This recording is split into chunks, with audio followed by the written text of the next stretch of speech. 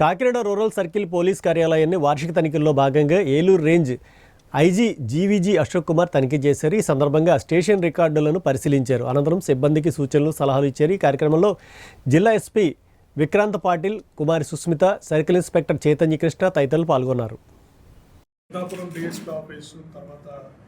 Kakinada rural circle office, next Kadapa police స్టేషన్లో ఈరోజు వార్షిక తనిఖీలు నిర్వహించడం జరుగుతుంది. సో ఓవరాల్గా ఇక్కడ అన్ని ఎప్పటికప్పుడు లా అండ్ ఆర్డర్ ఇష్యూస్ అన్ని ఎస్పీ గారు ఎప్పటికప్పుడు సమీక్షిస్తూ తగిన చర్యలు తీసుకుంటున్నారు. ముఖ్యంగా ఈ మధ్య కాలంలో 2 ట్రిపుల్ మర్డర్స్ జరిగాయి జిల్లాలో. పెద్దాపురం సబ్ డివిజన్లో ఒకటి, కాకినాడ సబ్ డివిజన్లో ఒకటి జరిగాయి. సో వీటిల్లో పోలీస్ శాఖకి ముందస్తు అంటే అవి ప్యూర్గా పర్సనల్ డిస్ప్యూట్స్ వల్ల, దానివల్ల అప్పటికప్పుడు అనుకోకుండా జరిగి ఈ ఇష్యూ పెద్దగా మర్డర్ జరిగింది. అయినప్పటికీ కూడా ఈ 2 ఇన్సిడెంట్స్ దృష్ట్యా రేంజ్లో అన్ని జిల్లాల పోలీస్ అధికారులకు ఆదేశాలు ఇవ్వడం జరిగింది.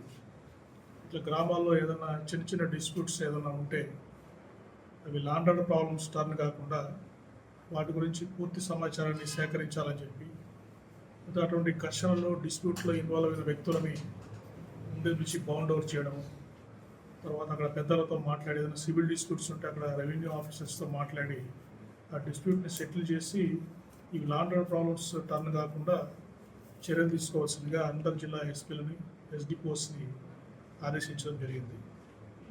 తర్వాత రేంజ్లోని 6 జిల్లాల్లో కూడా ఈ పాత నేరస్తుల మీద ఒక స్పెషల్ డ్రైవ్ కండక్ట్ చేస్తున్నాము.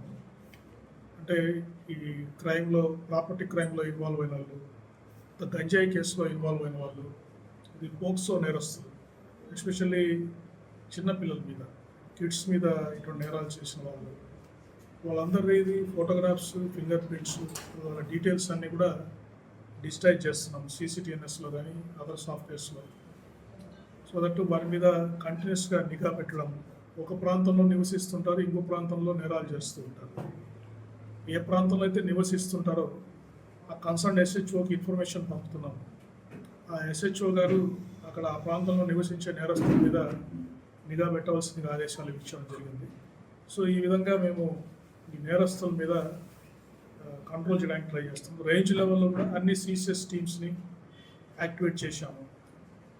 ఒక జిల్లా నుంచి ఒక జిల్లాకి మూవ్మెంట్ ఆఫ్ క్రిమినల్స్ ఉన్న, జైలు రిలీజెస్ ఉన్న, వీళ్ళందరి మీద కోఆర్డినేషన్ పెంచుకొని ఎప్పటికప్పుడు పాత నేరస్తుల మీద నిఘా పెట్టి ఈ నేరాలు, ఎస్పెషల్లీ దొంగతనాలు, ఇటువన్నీ ప్రివెంట్ చేయడానికి మేము ప్రత్యేక చర్యలు తీసుకుంటాం. దానివల్ల మంచి ఫలితాలు వస్తున్నాయి. చాలా జిల్లాల్లో దొంగలు దొరుకుతున్నారు, ప్రాపర్టీ కూడా రికవర్ అవుతుంది. చాలా దొంగతనాలు కూడా మాకు క్లూస్ వస్తున్నాయి, వాటిని ఫాలోఅప్ చేస్తున్నాం. తర్వాత గంజాయి గురించి ప్రత్యేక చర్య తీసుకోవడం జరిగింది.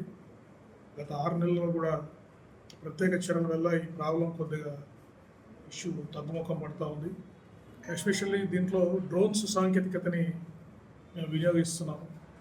ఈ గంజాయి సంచరించే, తర్వాత గంజాయి ముఠాలు సంచరించే ప్రాంతాల్లో, ఈ అమ్మే ప్రాంతాల్లో డ్రోన్స్ ద్వారా సర్వేలెన్స్ చేసి అక్కడికి టీమ్స్ పంపించి వీళ్ళందరినీ పట్టుకోవడం జరుగుతూ ఉంది. అంతేకాకుండా పెద్దాపురం సబ్ డివిజన్లో కూడా మనకి అక్కడ ఏజెన్సీ ఏరియాస్కి బార్డర్ ఉంది. ఒరిస్సా నుంచి కానీ అటు పక్క ఏజెన్సీ ఏరియాస్ నుంచి